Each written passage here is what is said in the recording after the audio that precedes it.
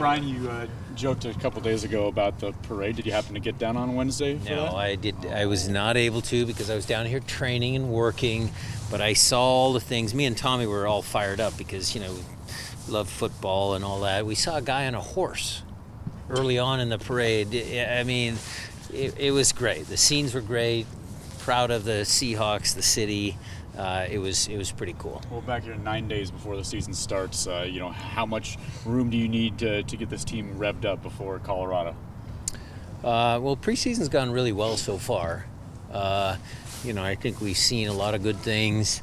I'm narrowing down starting lineups, but I've got a couple of lingering little niggly injuries that just cropped up.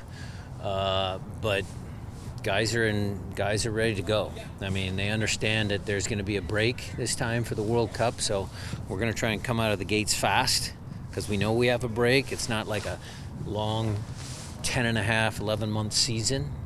So, the fitness guys have done a good job of getting them ready, and we'll see what we get. I know there's some competitions at positions to talk about with Goalkeeper first. A lot. Yeah. How's that competition going throughout the preseason? It's going good. Look, Steph had the unfortunate circumstance, his mom passing away. We all felt for him there, and he had to come home early. That's a tough conversation. It's going to happen very soon. So those guys have both been good pros, and I expect, no issues there. One of them will start, the other one will be ready in case something happens.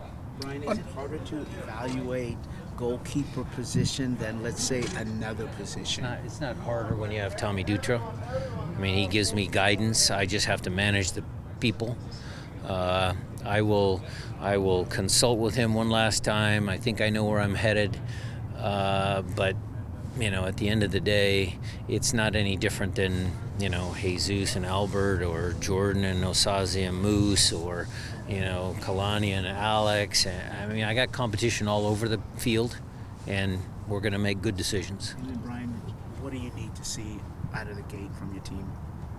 Well, we have one home game and then a bunch of road games, so I want to start strong in front of the home fans, and then it's going to be a little bit of grit and determination, and winning on the road's never easy in MLS. So we'll have to play smart, we'll have to play hard. But when I look at the schedule, I'm confident we can win some games. How much has your pressing evolved how much have you worked on it from last season to this one? Pressing, high press, attacking, and then also press defensively. home or away, Maz. You know me well enough. We don't shy away from pressure, even away from home. There's specific cues. A lot of this stuff is fine-tuning because, Hassani's the new kid that's come in. Some of the other guys that might get opportunities early on, like Snyder, doesn't have a ton of time under his belt. But the rest of the guys understand what we want. Earlier this week, you mentioned a lot of options for replacing Obed. Do you see the approach being more of a committee, or are you still assessing the one guy that's going to be able to take over that role? Well, the whole team might be committee because I have 18 potential starters. But who takes Obed's spot specifically? I think Hassani has the inside track on that. He's got more MLS experience. Snyder and Nicola, they're the next two in line, and super talented young kids. They're going to see time on the field. But, they'll have to make the most of their opportunities if they want to beat out Hassani. And then, look, the other thing we got to talk about is, if Christian does make the World Cup squad and he leaves, then Hassani's got to come, and then we need to replace him for Christian. So, again, we're going to need everybody. You mentioned some niggling injuries. I noticed Christian wasn't out here. Is that one of he's them? got some Achilles heel pain, and Moose has a bad back, and we're still working with Kim and some other guys. So we're trying to get everybody healthy for Colorado. What has stood out about the tandem of Christian and Hassani when they're on the field together? Both experienced MLS players. Hassani's got a bite to him. You guys he's from Federal Way. I mean, he's pretty tough. So I like that. Yeah. Personally, Alyssa, I like that. But he can also pass the ball. He's good. He's a little bit better than I remember. A lot of times when you play against guys, you see him and you say, oh, he's a good player, but you don't see all the little details. So when he's been here in camp, I like a lot of the things he does. Do Do you feel like Albert gets the credit he deserves for someone who is consistently putting up the numbers that he's putting up? No, I don't. I mean, he's done great for us. He did great for RSL, but he's not from a sexy country, and I don't want to put anybody down for his home country, but it's not a big name signing. So he has quietly put together DP numbers since he's been here. I mean, he has been remarkably consistent. I mean, it's almost like clockwork. What do you credit that to? He's just a good player, smart player. What we like about Albert is it's hard to get the ball off, and once the ball's at Albert's feet, he rarely loses the ball. I think what he did when he first came here, helped me out back a line, showed me that he was a team player, which I liked, because sometimes DPs don't want to do the little things, the dirty things, the things that are required for a team to win, but he's done that.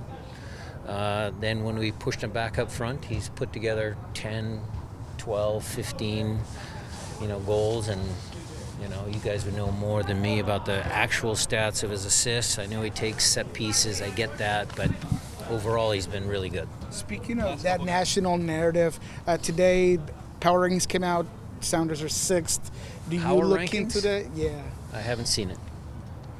When you hear that, 6th in MLS, what do you think about it? Not really. Or? I think people picked San Diego to be last year. That's fair.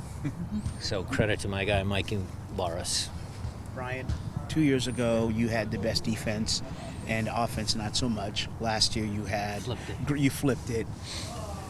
One of the biggest talking points for this year was trying to combine the two to make sure we're good on both areas of the field, but a lot of that, we took too many set piece goals last year, and that's going to be a point of emphasis for sure, but we have to get back to that defending mantra from 2024 and continue to try and be good in the attacking half of the field. Do you need some leadership from that back line? Not that you haven't got it, but you've talked last season. I'd like more leadership from Jackson and Ymar for sure. For sure. You did talk about that accountability and some leaders. Has anybody stood out over this, preseason camp in terms of that leadership? We're working on it. Look, Steve Lenhart, you guys, I don't know if you guys have done a piece on him yet or not, but he's come in and been really valuable to me.